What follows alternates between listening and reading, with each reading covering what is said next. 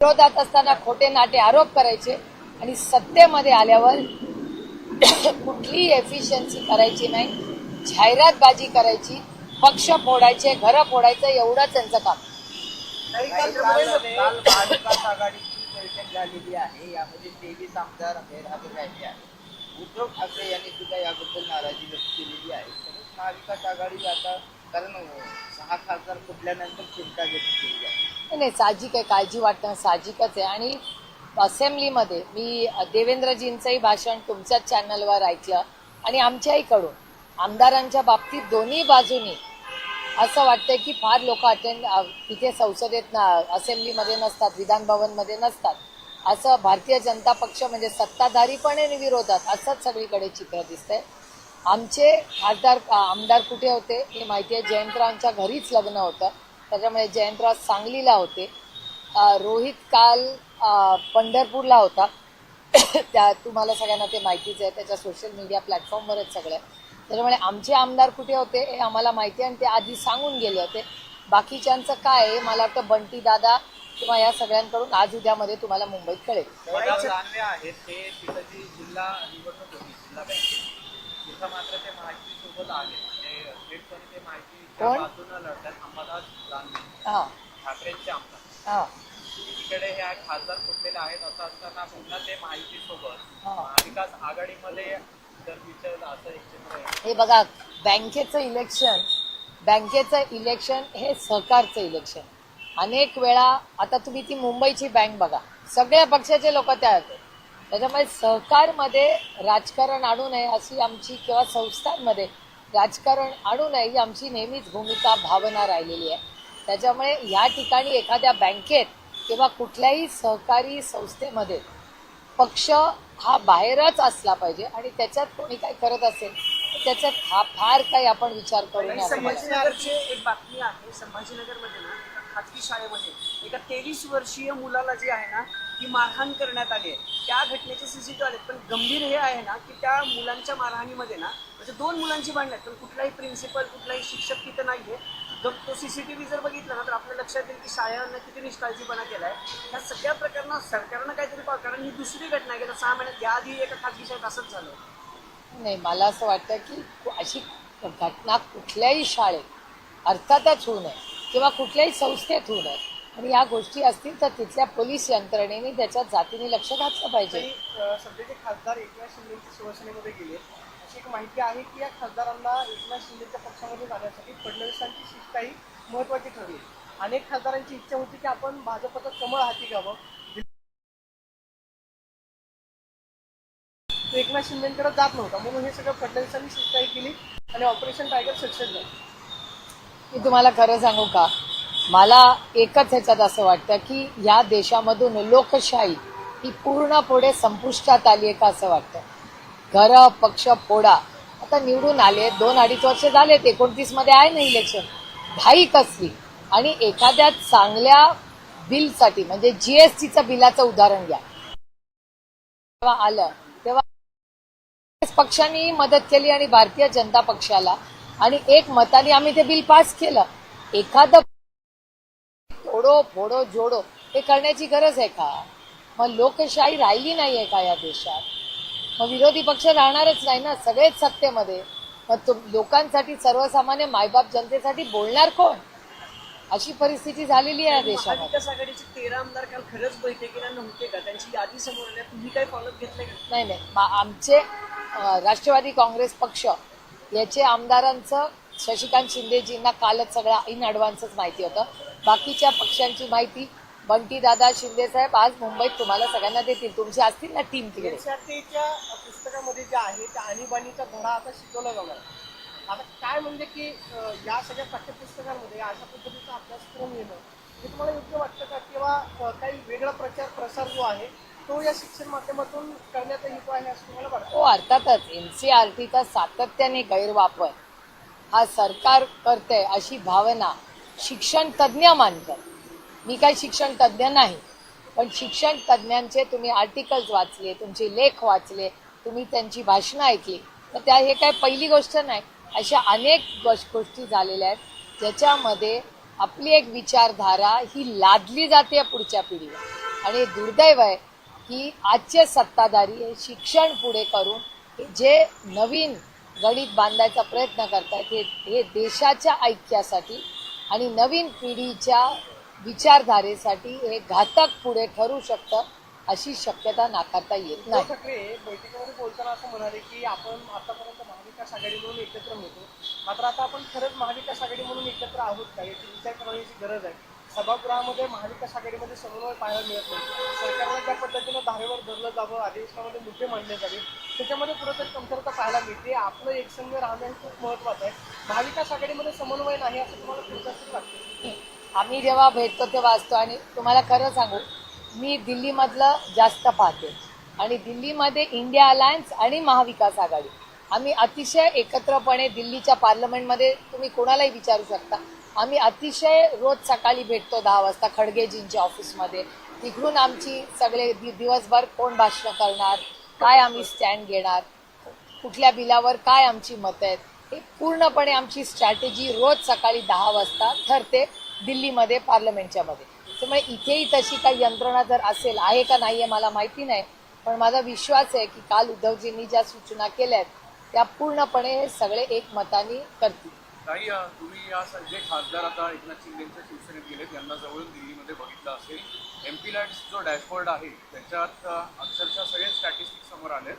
50% सुद्धा या खासदारांनी निधी जो आहे त्याचा उपयोग केला नाहीये आणि दुसऱ्या बाजूला आम्हाला निधी मिळत नाही म्हणून आम्ही एकनाथ शिंदेच्या सरकारमध्ये पक्षात चाललोय अशी भूमिका त्यांनी जाहीर केली. कसं बघता या? नाही, मी स्वतःपासून सुरू करते.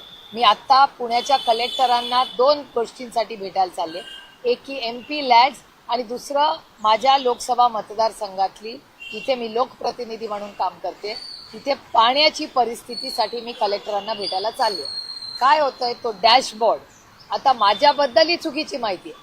3 वर्षाची सगळी कामं माझी 100% अप्रूव्ड आहे, आणखीन पैसे दिले, पण त्या डॅशबोर्डचा जे अपलोडिंग असतं त्याची एक नवीन पद्धत सुरू झालेली आहे आणि त्याच्यामुळे खरंच नक्की किती निधी झालाय नाही झालाय हे स्पष्टता येत नाही.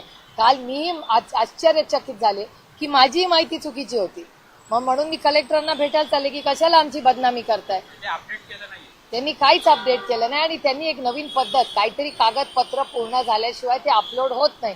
आता खासदाराचा काय संबंध, आम्ही प्रशासन नाही ना, प्रशासनाचं ते काम आहे.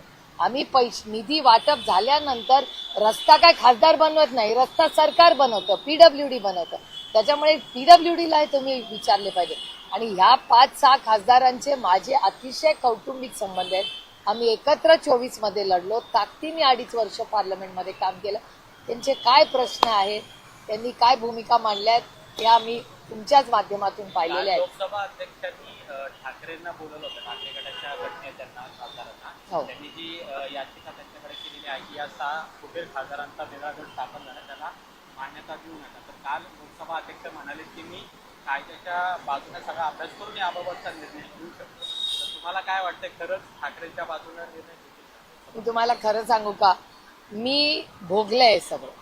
उद्धवजी म्हणजे सेना, शिवसेना आणि आम्ही election commission to supreme court, तारीख पे तारीख, हे आम्ही पण भोगलंय. त्याच्यामुळे मला काय कुणाला न्याय मिळेल याची फारशी काय मला अपेक्षा नाही. कारण का मी आहे ना, मी हे सोसलंय ना सगळं. ज्या चुकीच्या पद्धतीने आदरणीय पवार साहेबांचा ज्यांनी पक्ष स्थापन केला, त्या आदरणीय पवार साहेबांना कुठलीही कागदपत्र नसताना पक्षाचा अध्यक्ष म्हणून काढून टाकला. आता ह्याच्यापेक्षा जास्त काय बोलणार आपण. काही संजय राऊतांनी ना एक पत्र लिहिले मुंबईच्या की जे दिना पाटील आहेत त्यांनी वक्तव्य केलं होतं की माझ्या नादाला घरात घुसून मारून टाकली, बंदुकीचा इशारा केला होता. त्यानंतर म्हणले की आंदोलन केलं तर बॉम्ब फोडीन घरात, त्यांच्यावर निरंकुश गुन्हा दाखल करा असं संजय राऊतांची पत्राद्वारे मागणी आहे. खासदारांनी असं वक्तव्य करणं कितपत योग्य वाटतं? असं खासदार नाही, कोणीच नाही करायला पाहिजे. ही लोकशाही आहे. तुमच्या मनात काही मतभेद असतील, मनभेद असतील तर त्याला बोलायची पद्धत आहे. पण ज्या पद्धतीने हे आलंय हे धक्कादायक आहे आणि हे सुसंस्कृत महाराष्ट्राला शोभणारं नाही. तुमच्या पण पक्षाचे 4 खासदार संपर्कात आहेत. अजित पवार यांच्या राष्ट्रवादी काँग्रेस पक्षासोबत अशा चर्चा मध्यंतरी झालेल्या होत्या. आसाराम सुद्धा असं म्हणाले होते की 5 खासदार येणार आहेत. कोण म्हणलं होतं? बाबा आसाराम मला माहिती नाही बाबा, बाबा आत्रामांना माझ्यापेक्षा जास्त माहिती काही असते. घडू नये यासाठी आता तुम्ही स्वतः काय असं काही घडू नयेचा विषय नाही. आम्ही 8 खासदार कालही एकत्र होतो, आजही आणि उद्या आहे. आणि बाबा आत्रामांकडे 5 खासदार कोण आहेत याची माहिती असेल तर त्यांनी नाव सांगावं. एवढं काय, जर येणारच असतील 5 बाबा आत्रामांकडे तर बाबा आत्रामांनी 5 नावं सांगावी, कुठले 5 आहेत. मी त्यांच्याबरोबर कुठेही बसायला चर्चेला तयार आहे. मग बाबा आत्राम मला का घेत नाहीयेत, मला का सोडतायत? बाबा आत्रामांनी माझ्याशी पण बोलावं. 5 कशाला, 8च्या 8 येऊ.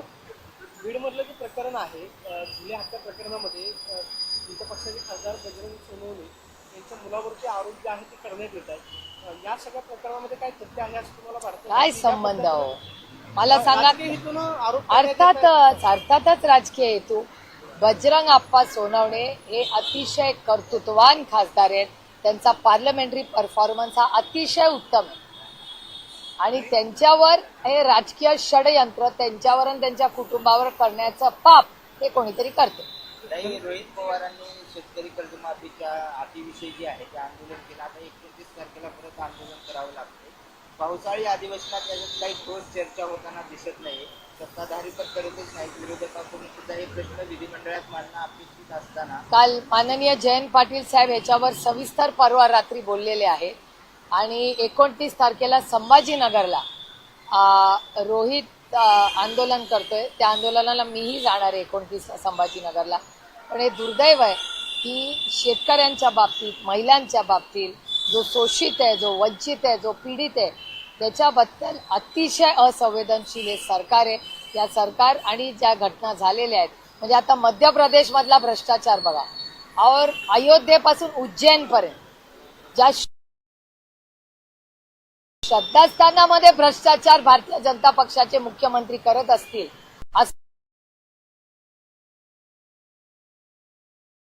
की ना खाऊंगा ना खाने दूंगा म्हणणाऱ्या माननीय तातडीने मध्य प्रदेशच्या भ्रष्टाचार झालेल्या आरोपांवर ऍक्शन घेतली पाहिजे आणि मध्य प्रदेशच्या मुख्यमंत्र्यांचा राजीनामा झाला पाहिजे. गिरीश महाजन यांनी शब्द दिलेला होता की आम्ही मुंबईमध्ये तुम्ही या बैठक आपण घेऊ. अजूनही ती बैठक झालेली नाही आणि त्याच अटीवर खरं तर रोहित पवारांनी त्यांचं उपोषण मागे घेतलं. तेच आता आम्ही त्याचा फॉलोअप करतोय. माननीय जयंत पाटील पण आज मुंबईला आलेले आहेत. ते आज हाऊसमध्ये या गोष्टींवर बोलणार. काही राम मंदिरासाठी चांदीच्या विटा गोळा केलेल्या होत्या एका विशिष्ट समाजाकडून. त्या समाजाने आता पत्र दिले की त्या विटांचा काही हिशोब त्यांना भेटलेला नाही. त्याची आजची किंमत जवळपास 7 कोटी आहे, त्यावेळेस ती 2 कोटी रुपये होती. आणि ते हे सगळे प्रश्न संसदेमध्ये, अयोध्या ते उज्जैन, आमच्या श्रद्धास्थानात जर भ्रष्टाचार होणार असेल तर आम्ही ते सहन करणार नाही. संसदेमध्ये महाविकास आघाडी, इंडिया अलायन्स या सगळ्या गोष्टींवर आम्ही प्रश्नचिन्ह आणि चर्चासत्र आणि उत्तर हे सत्ताधाऱ्यांना द्यावं लागेल. ये हमारी अपेक्षा है कि हमारी बेटी को न्याय मिलना चाहिए और उसको फांसी की शिक्षा होनी चाहिए. एनसीईआरटी ने पहली बार कक्षा 9 की पाठ्यपुस्तक में आपातकाल पर एक अध्याय मुझे कुछ आश्चर्य नहीं लग रहा है. दुख की बात है कि शिक्षा और पढ़ाई में आज राजनीति लाई.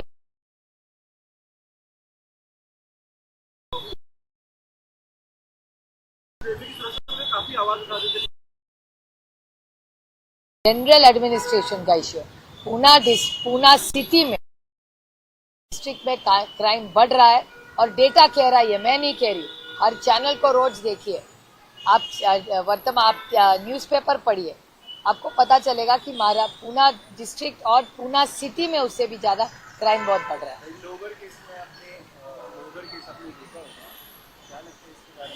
तो उसकी डिटेल इंक्वायरी होनी चाहिए और अरेस्ट भी हो चुके हैं.